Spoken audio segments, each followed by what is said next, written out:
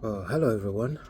The case of Nnamdi Kanu recently is it's proven what we've already known for a very long time, that this is a persecution against the Igbo man in Nigeria. I mean, we all know this case started as a vendetta, as Tinubu's Buhari's vendetta, President Buhari's vendetta against the Igbo man for whatever reason, either for not voting for him or for whatever reason, I don't know exactly, or standing against his Fulanization agenda. This was his personal mission. It was his personal mission to deal with the Igbo man. And who represents the Igbo nation better than Mazen Nnamdi Kanu? No one. And this, he made his personal mission to deal with Nnamdi Kanu, and he started that mission. And now, a man who everybody thought was sophisticated in the person of Tinubu, although some of us can see through his sophistication charade, but then people thought, for whatever reason, that he was a sophisticated man. But unfortunately, he seemed to have inherited Buhari's vendetta against Nnamdi Kanu and against the Igbos, hook, line, and sinker. He took it, he inherited it without looking back, and he is, pursuing that persecution.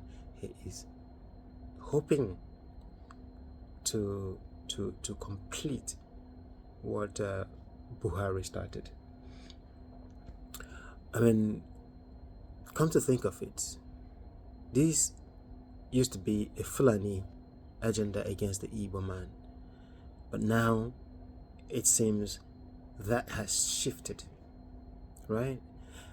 If you look at the federal government legal team that is prosecuting Nnamdi Kanu's case, you see that they are all constituted entirely of Yoruba people. The judge in the case is Yoruba. The Attorney General of the Federation is Yoruba. In fact, the CJN is also Yoruba.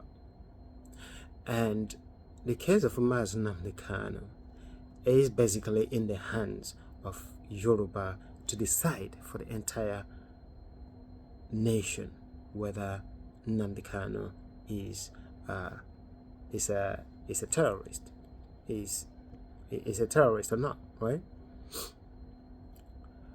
And if we know what is going, if we understand what has been going on in the Nigerian scene, we understand what is happening. If we understand what is happening in Lagos right now, we understand that what Mr. Senator Obiagota, the senator representing Umuahen, I think not federal constituency, said in his interview, in his Arise interview with Charles Anyogolo, about this being a Yoruba, agenda against Mazen Nnamdi Kanu and against the Igbo.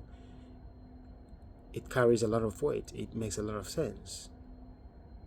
Come to think of it, the whole gamut of federal case against Nnamdi Kanu is being pursued or prosecuted through Yoruba people. Although this started not by Yoruba, this was started not by Yorubas, but the Yorubas have indeed inherited this and are hell-bent on sentencing Mazen Nnamdi Kanu and furthering the persecution of Mazen Nnamdi Kanu. I don't know where they are going with this, but I can tell you one thing for free. If they ever jail Nnamdi Kanu, legally speaking, it will ruin Nigeria. On the political scene, Nigeria will never be the same. It will never be what it is hoping, or what the people who are, behind it are hoping that it will, become for them.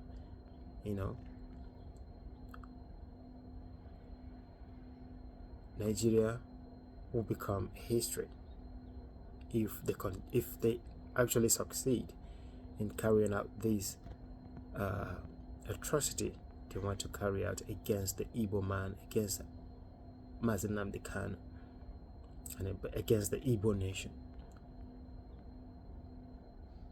But unfortunately, we have other, politicians who have taken the sides of these people. I remember what Nnamdi Kanu used to say in his broadcasts.